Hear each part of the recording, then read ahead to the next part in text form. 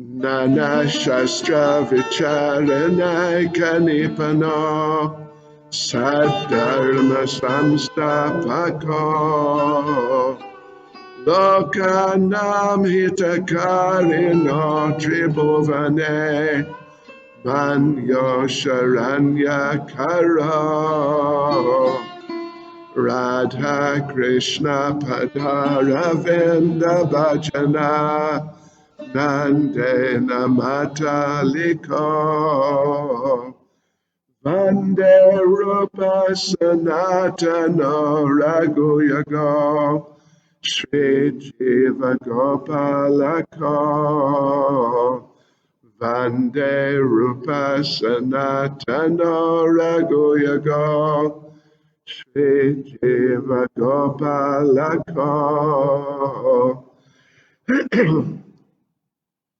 I offer my respectful obeisances unto the six Goswamis, namely Sri Sanatan Goswami, Sri Rupa Goswami, Sri Raghunath Bhatta Goswami, Sri Raghunath Das Goswami, Sri Jiva Goswami, and Sri Gopal Bhatta Goswami, who are very expert in scrutinizingly studying all the revealed scriptures with the aim of establishing eternal religious principles for the benefit of all human beings. Thus they're honored all over the three worlds, and they're worth taking shelter of because they're absorbed in the mood of the gopis and are engaged in the transcendental loving service of Radha and Krishna. Nama Om Vishnu Padaya Krishna Prestaya Bhutale Srimati Bhaktivedanta Swaminiti Namane Namaste Saraswati Deve Gauravani Pracharane Nirvishesha Shunyavadi Pastyatya Deshatarane Sri Krishna Chaitanya Prabhu Nityananda Sri Advaita Gadadha Shivas Adi Gaura Bhaktavrinda Hare Krishna Krishna Krishna Hare Hare Hare Rama Rama Rama Hare Hare Vanchakapaturubhyascha kripa sindhubhya evacha Paditanam pavanebhyo vaishnavebhyo namo namaha. Anantakoti Vaishnava Vrinda ki jai. Srila Prabhupada ki jai. Yes. So we're going to go through chapter 19 this evening, our final evening. Before we do, for those of you who are taking Nectar of Devotion, or you're taking Nectar of Devotion, taking this course for Bhakti Shastri, I want to just point out one thing from last night, which I didn't make clear enough. Didn't make clear. The second part about Rati Abbas or Bhava Abbas, the two types, Pratibimba, Chaya. Certainly it's a fact that the Pratibimba, the reflected form of Bhava Abbas, that sort of, well, you could say contaminated bhava, definitely not pure bhava, and then the chaya, the shadow or para version. Certainly it's a fact that the reflected type is clearer, you could say, stronger. Yes. And we gave the example of the reflection and a shadow and comparing them. But, and I couldn't even, there's definitely not a Nectar of Devotion. It is in Dhanada Maharaj's book, Waves of Devotion. I would say it's definitely not clear even from Bhakti Rasamrita Sindhu itself. and the commentaries of Jiva and Jiva Goswami and Vishwanath Chakravarti Thakur. But in your exam, let me just say that Danada Swami, yes, a very knowledgeable devotee and specialist to some degree in Nectar of Devotion, he says that his understanding is that in the long run, the shadow version or para, shadow version, is more helpful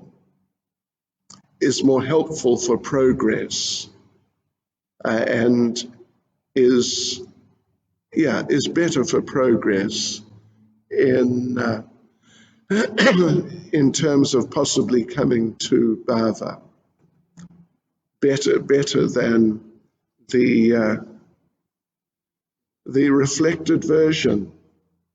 So in your exam, your examiners, not myself, but your examiners, they're going to ask you a question about that, and they're expecting that answer from you.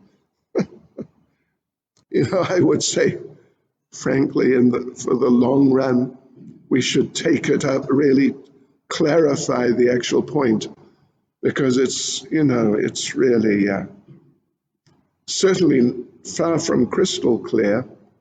But for the exam, this is what they will expect from you. All right, so having said that, let us go on to chapter 19. And the philosophical discussion there of prema in chapter 19 is short, actually. It's short. We did mention, was it last night or the night before, that also bhava, the discussion is short, although it's 2 chapters, and like 2 fairly full chapters, and this discussion on prema is 1 chapter, and it's not really a full chapter even, really. So the point there, we did mention, the point is that the rest of the book is discussing bhava and prema, and all the details about these things. So maybe sometime in the future, I mentioned that we have done, a couple of times I've actually done a seminar on the southern part, means from chapter 22, chapter 20, I think until 30, it's either 34 or 35. It's the next side of the ocean. And it's all about these ecstasies. That's what it's about. All these ecstasies. And it's pretty amazing. It's like elevated subject matter. But, Prabhupada has presented it very nicely. So it's digestible, particularly for devotees who have been practicing for some time and who are reasonably well read in Krishna consciousness. But anyway, okay, that we'll see for the future. But here then, let's begin by, I think the best thing to do is begin by reading the first paragraph as it appears in Nectar of Devotion. When one's desire to love Krishna in one's particular relationship becomes intensified, this is known as pure love of Godhead. In the beginning, a devotee is engaged in the regulative principles of devotional service by the order of his spiritual master. When one thereby becomes completely purified of all material contamination, there develops an attachment and taste for devotional service. This taste and attachment, when gradually intensified in the course of time, becomes love. Well, you see, what Prabhupada is doing here, he's actually going through very briefly, the whole process from the beginning. Right in the beginning, you just performing regulative devotional service, but then you progress and some taste comes, ruchi, the level of ruchi. Attachment comes, the level of asakti, which is just before bhava, just before the beginnings of real perfection. Yes, so as these things gradually intensify, they become love. The word love can be actually applied only in relationship with the personality of Godhead. In the material world, love is not applicable at all. What goes on under the name of love in the material world is nothing but lust. Got to remember that.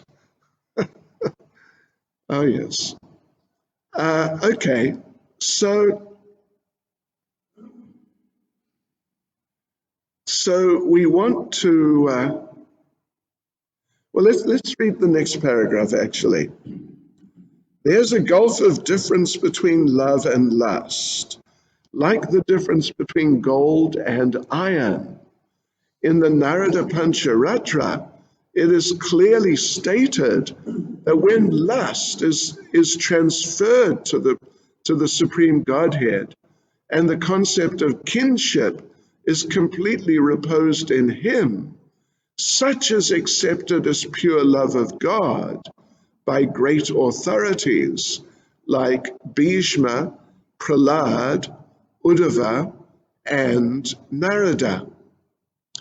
Yeah, love and lust, there's a difference as between gold and iron. And we have a question, one of our special questions here about this. So those of you doing the Bhakti Shastra, you please note this.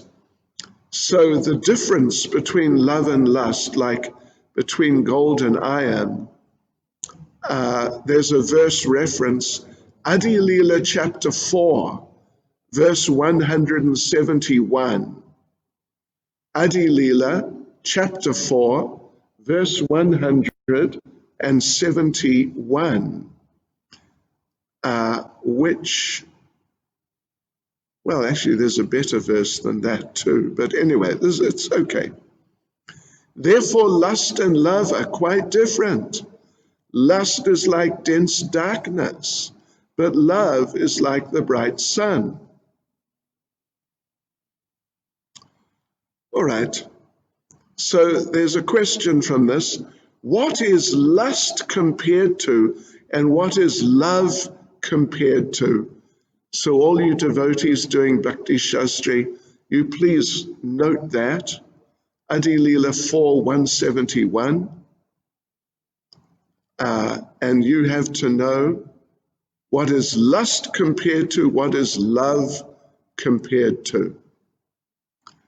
So in the second paragraph, which we just read before we looked at this special question, Srila Prabhupada is paraphrasing Srila Rupa Goswami's definition of Prema Bhakti. Srila Rupa Goswami's, yes. Actually, Lord Chaitanya's, in fact. Lord Chaitanya's from Madhya Lila, chapter 23, verse 7. This is Lord Chaitanya's definition. What is Krishna Prema? Sort of what is it constituted of? I want to read this verse. Samyan mashrinita swanto mamatva tishayankita bhavasa eva sandratma buddhai prema nigadyate. So here's the translation.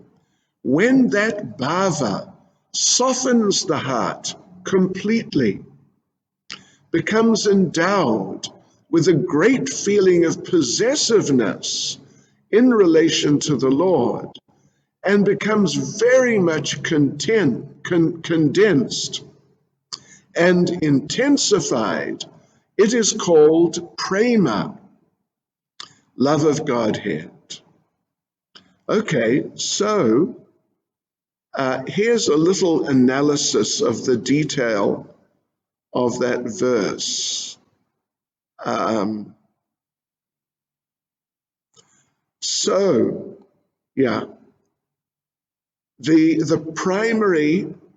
There is a primary characteristic of prema from that verse, that it is intensified, condensed bhava. Yes, means greatly.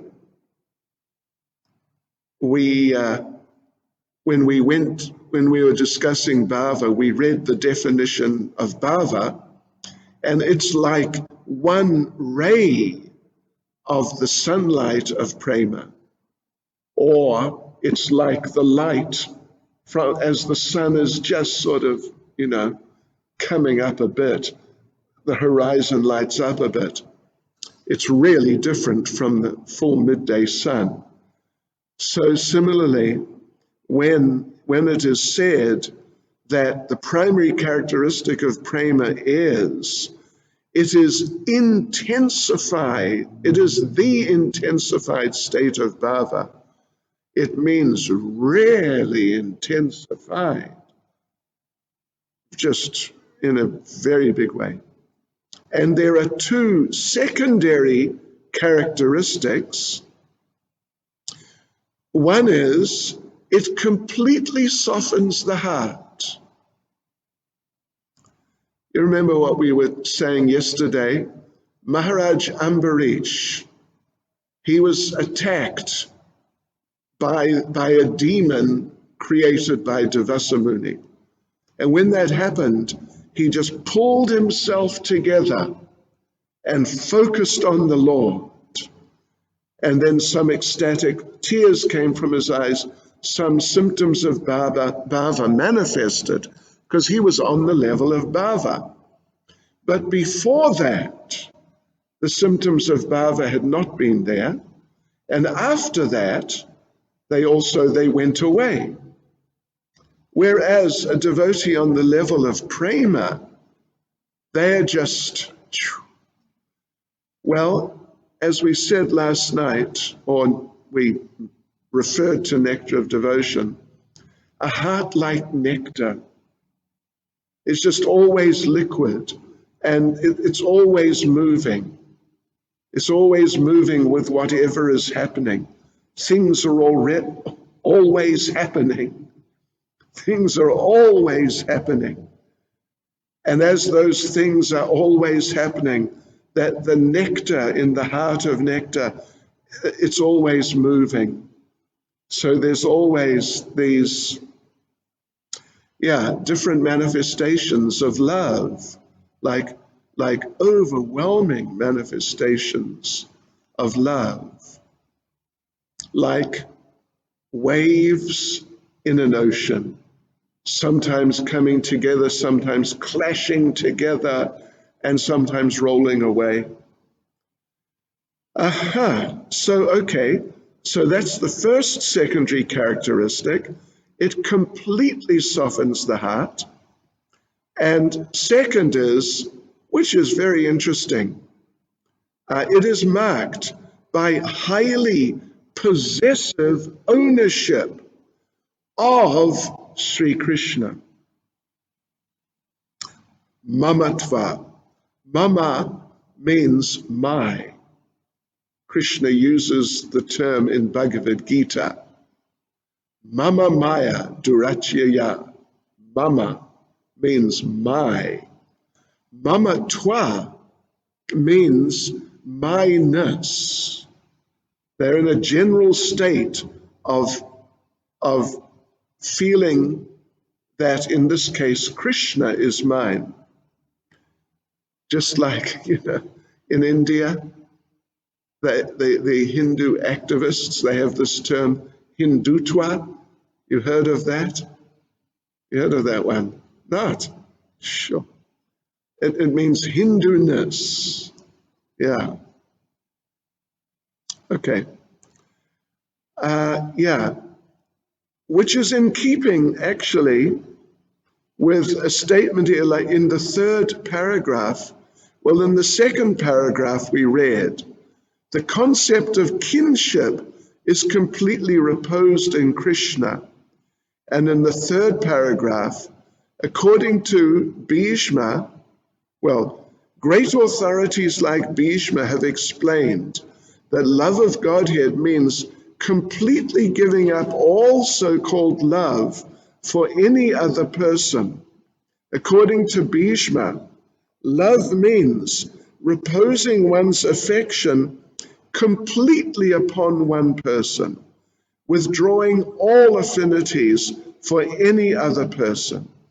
This pure love can be transferred to the Supreme Personality of Godhead.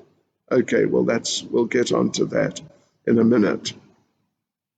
The different ways that people can come to the level of prema. But this, in sadhana bhakti, or in any bhakti really, except for prema bhakti, even in the beginnings of bhava bhakti, the idea is, I belong to Krishna. I am Krishna's. I am nobody else's. So I have no one else to serve. And I'm not even mine. At least my body and so on is not mine. They belong to Krishna. So therefore I shouldn't use these things for my enjoyment. I should use them for Krishna's enjoyment. That's in sadhana bhakti like that. But on the level of prema, the devotee thinks, Krishna is mine. A strong feeling of possessiveness. So therefore, Krishna is my son. Krishna is my lover. Krishna is my friend. A very intense feeling of ownership of Krishna. Yes, then here's an interesting thing. This is actually from Rupa Goswami in Bhakti Rasamrita Sindhu itself, in the section about prema. This is interesting. Bhava is called prema. Bhava is called prema by Bhishma and others, where there is possessiveness related to the Lord, and where possessiveness of other things is absent. This is like a distinguishing point between bhava and prema.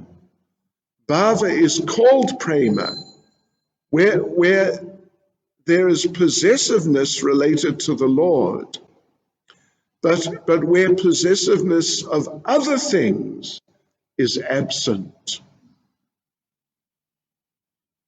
So now, as Prabhupada says at the end of the third paragraph, this pure love can be transferred to the Supreme Personality of Godhead under two conditions: out of ecstasy and out of the causeless mercy of the Supreme Personality of Godhead Himself. This is it. This is how a person can come from, it would normally mean from bhava, basically from bhava to prema. Just two ways. Out of ecstasy and out of the causeless mercy of the Supreme Personality of Godhead. Now, we have to clarify this point, though. Ecstasy. I mean, is it just that you just feel blissful, blissful, blissful? What does it mean by ecstasy? Well, ecstasy, of course, is the translation of the word bhava. So in this particular category, or way of coming to prema, what is meant is that the devotee can come from bhava to prema by devotional service on the stage of bhava. Very dedicated devotional service to the Supreme Personality of Godhead. In other words, it means really through the maturing of bhava, devotional service in which bhava matures and transforms, gradually manifests these different qualities we just read about, and in this way transforms into prema. But now, there are two types of bhava. One type of bhava is bhava reached through Raganuga sadhana bhakti. The other type of bhava is reached through Vaidhi sadhana bhakti. So there are two types of bhava. One is very Vaidhi, rules, regulations, very formal Vaikuntha approach. And one form of bhava is Raganuga bhava, or it's sort of, Raganuga, but now it's become Ragatmik bhava. So, in other words, when we talk about coming to the level of prema through the maturing of devotional service in bhava, we mean that there are two processes. One is the maturing of Raganuga or Ragatmik. It would be Ragatmik devotional service in bhava. And the other would be the maturing of Vaidhi devotional service in bhava. Is that clear? Yeah? So when we come to this next little section, it's titled Ecstasy, you'll see there are two paragraphs. The first paragraph is discussing about a devotee coming to the level of prema through the maturing of that devotee's devotional service in Vaidhi. Yeah. Whereas the second paragraph is describing the maturing of a devotee's devotional service in bhava, but of the nature of rag. So let's just have a look at those paragraphs and just see how it's working. So there's a verse there in the first paragraph, starting in the middle of the paragraph. A devotee, in the course of executing the regulative principles of devotional service, develops his natural Krishna consciousness, and being thus softened at heart, he chants and dances like a madman. While performing chanting of the holy name of the Lord, he sometimes cries, sometimes talks wildly, sometimes sings, and sometimes, without caring for any outsider, dances like a madman. This is in the course of executing devotional service in bhava, but according to regulative principles. Not that he's just, because he's so blissful as described here, wildly blissful, that he forgets about the regulative principles or the formal considerations. No, they're still there. But sometimes he just goes into a really amazing state of ecstasy, beyond even bhava. Means now he's coming to the level of prema, but via regulated devotional service. Then the second paragraph, this is now a devotee coming to the level of prema through rendering devotional service in the mood of rag, spontaneous attachment, and not rules, regulations, formalities, and respect and all that. So let's just read that. In the Padma Purana, there's a statement about ecstatic love born of spontaneous affection. In other words, raganuga or ragatmik rag, where rag is present.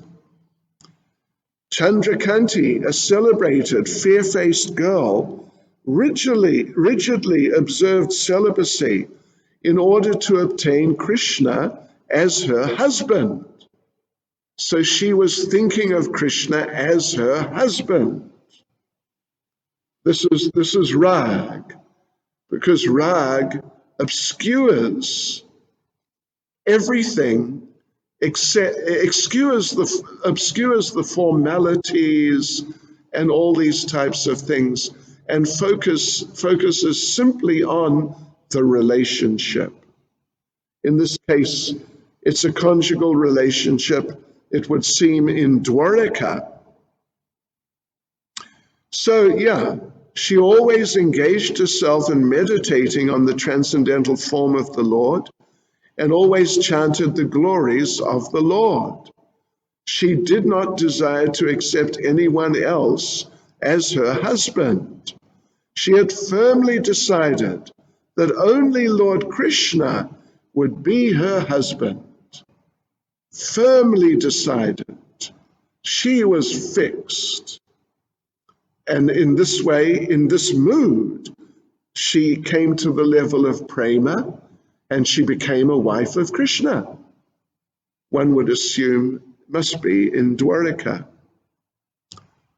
And it shows her mamatva, her sense of ownership, that Krishna is my husband. That's all. Don't you tell me anything else. That's all. I have no other perspective on the matter. There is a special question here. Look at that. It is in regard to Caitanya Charitamrita, Antya Lila chapter 7, verse 14. Antya Lila 7:14. Without being especially empowered by Krishna, one cannot manifest ecstatic love of Krishna. For Krishna is the only one who gives ecstatic love. That is the verdict of all revealed scriptures. So that's Caitanya Charitamrita, Antya Lila, chapter 7, verse 14. And you know what you have to do. The question, you have to know what is the verse number. So that's pretty kind of straightforward. So we go on to the next section, coming to the level of prema by the Lord's extraordinary mercy directly of the Supreme Personality of Godhead. So, paragraph 1, example. An example of such extraordinary mercy is given in the 11th canto, 12th chapter, verse 7 of Srimad Bhagavatam, where Lord Krishna tells Uddhava, the gopis in Vrindavan did not study the Vedas to achieve me, nor had they ever been in holy places of pilgrimage, nor did they devoutly execute any regulative principle, nor did they undergo any kind of austerity. It is simply by my association that they have attained the highest perfection of devotional service. In other words, the gopis, at least those who were not already perfect, there are different divisions, different groups of gopis. Some of them, and the main ones, are just eternally perfect associates who descend with the Lord.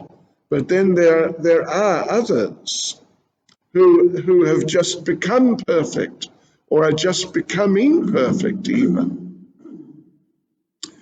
So they then actually come to the level of total perfection, Krishna Prema, directly by the special mercy of Krishna.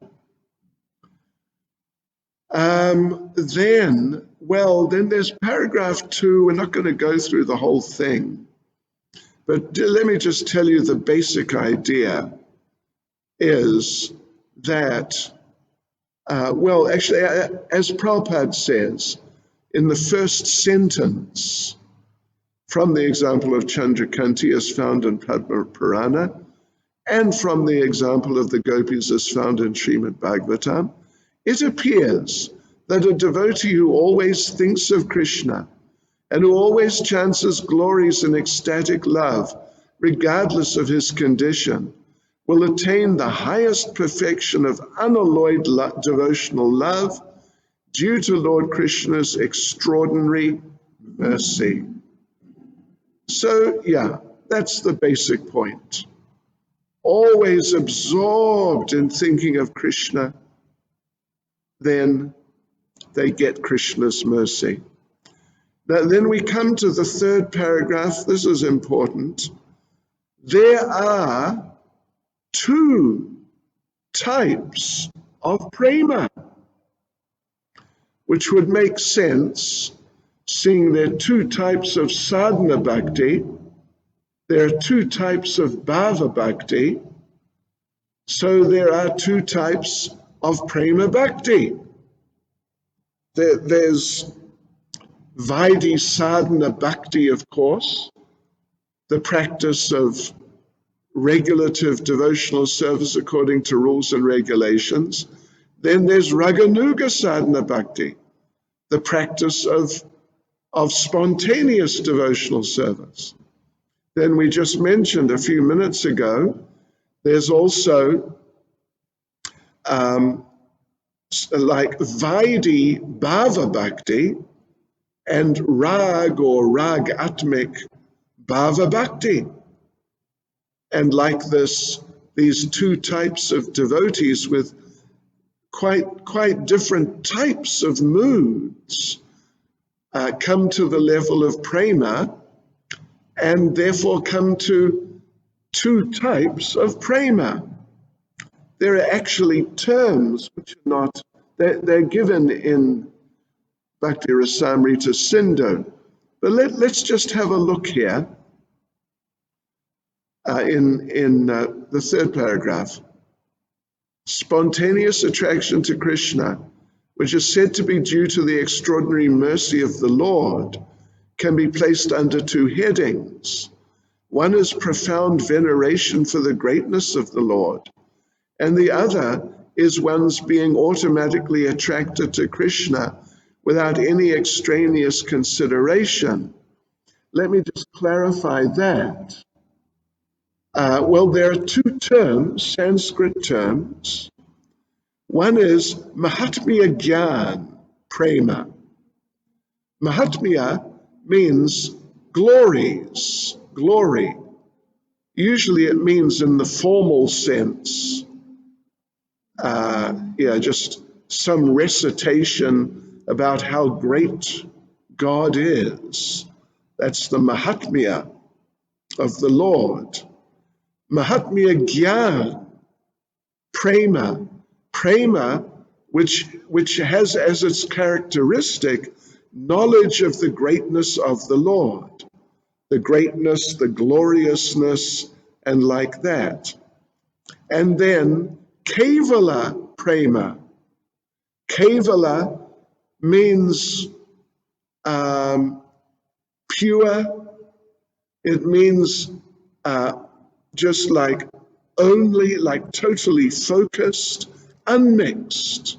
Kevala means unmixed, unmixed prema. If someone has Mahatmya Gyan prema, they go to Vaikuntha.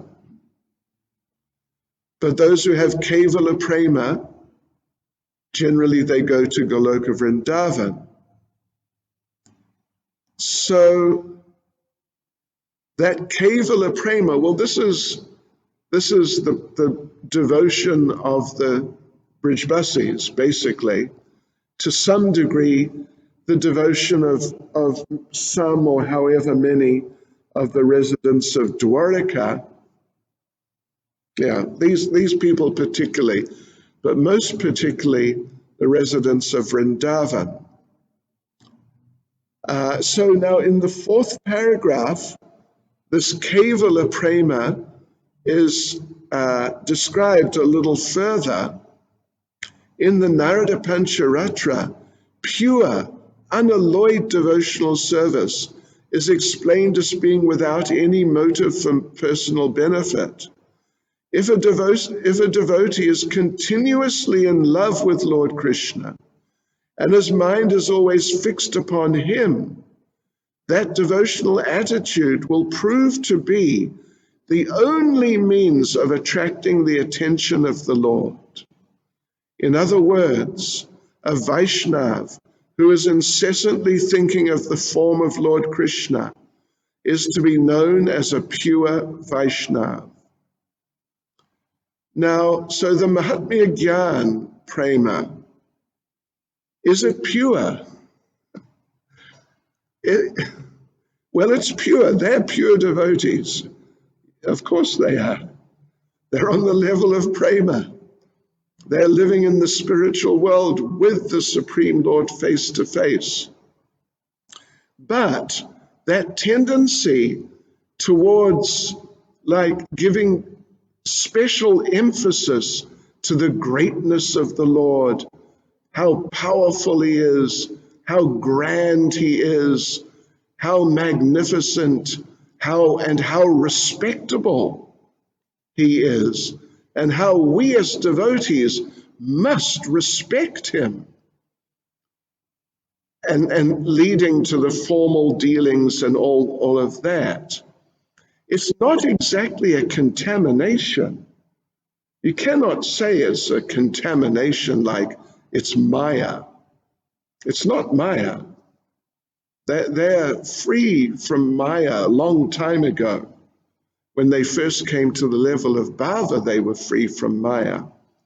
But they're just they're spiritual considerations which reduce the intensity of the love because of spiritual Krishna conscious considerations, not because of some material consideration that I'm doing nicely, I'm chanting nicely, things are going nicely, and then I see some member of the opposite sex and my mind goes off and I lose that intensity.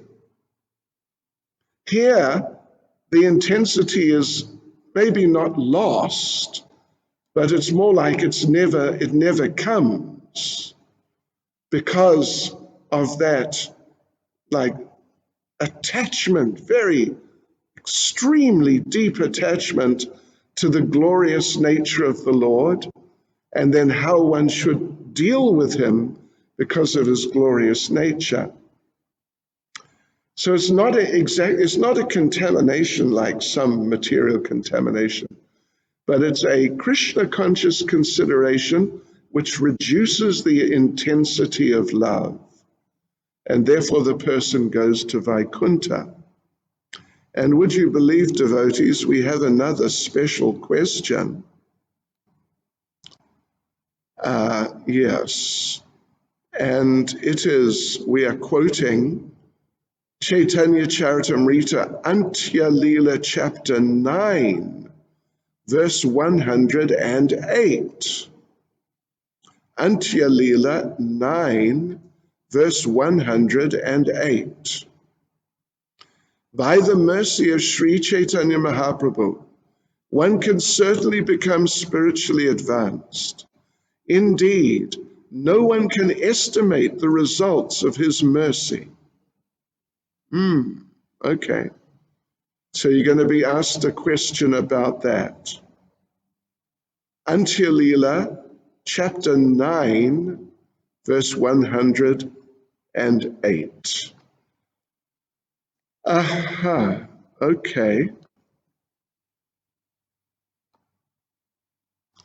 And even for that matter, in the following paragraph, number 5, the last paragraph in this little section of the chapter, Prabhupada makes the point that the devotee who has got the causeless mercy of the Lord on account of strict following of rules and regulations becomes attracted to the greatness of the Lord, etc., etc.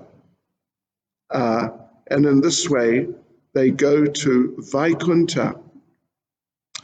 Now, let us, there is another section there, which is, it's more, I mean, there is a little bit of information about prema, actually, which is interesting. But otherwise, it's more like a summary of the whole eastern side, everything we've been through in this whole seminar. Let me just, let's go through it bit by bit. The first paragraph is a paraphrasing of Rupa Goswami's 2 famous verses, which are listing out the levels of devotional service. Let me just tell you the verse, 2 verses, and then the actual translation as it appears. If you want to find it, the verse and translation appears, if I remember correctly, in the purport of the last verse of chapter 4 of Bhagavad Gita, as it is. And just to help us, let me just confirm that.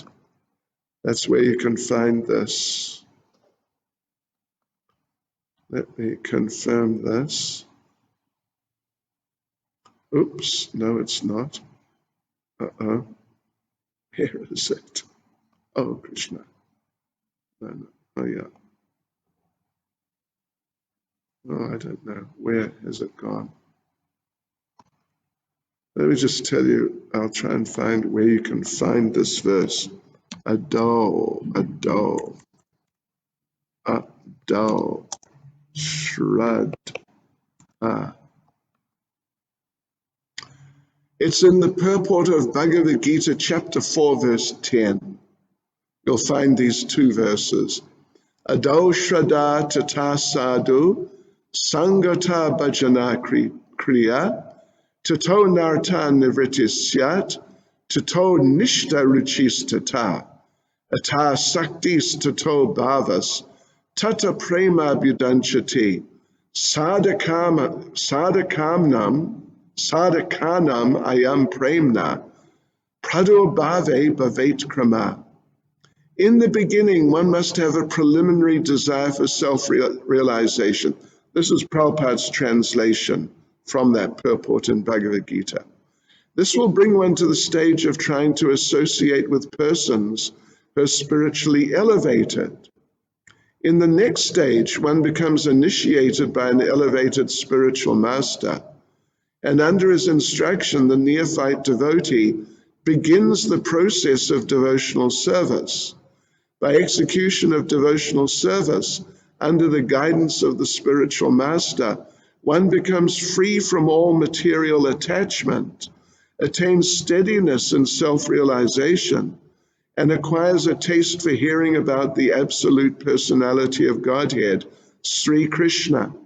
This taste leads one further forward to attachment for Krishna consciousness, which is matured in bhava, or the preliminary stage of transcendental love of God. Real love for God is called prema, the highest perfectional stage of life. So basically, this paragraph here, first paragraph, under association with pure devotees, it's a paraphrasing simply of that.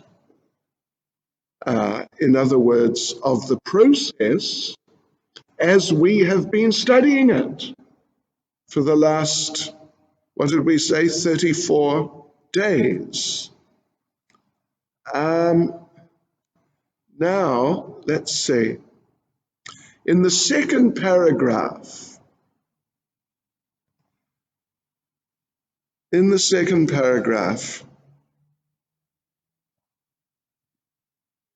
let's just read it. Srila Rupa goes, oh, okay. This ever-fresh, where are we? What are we doing here? Paragraph 2.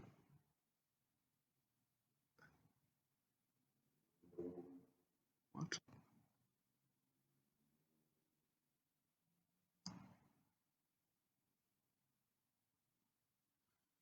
Oh, where is this from?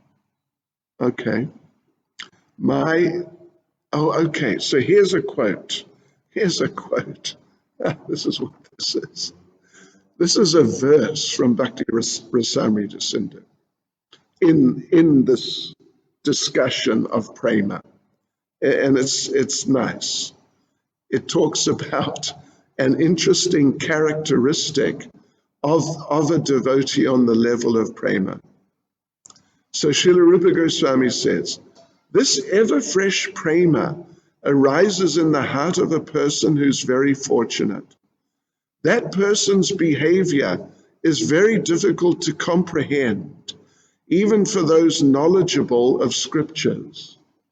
This is a point which is made elsewhere, that in talking of the characteristics of the devotee on the level of prema, one characteristic is that the devotee is very difficult to understand. Yes, or often very difficult to understand. So then, in the second paragraph, only the most fortunate persons can achieve such success in life.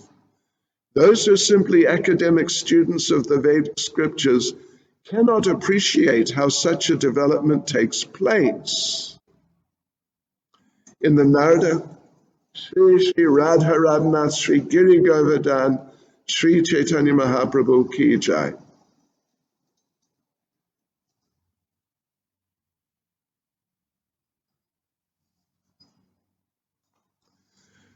Okay, just sit down, just seriously, two or 3 minutes maximum more.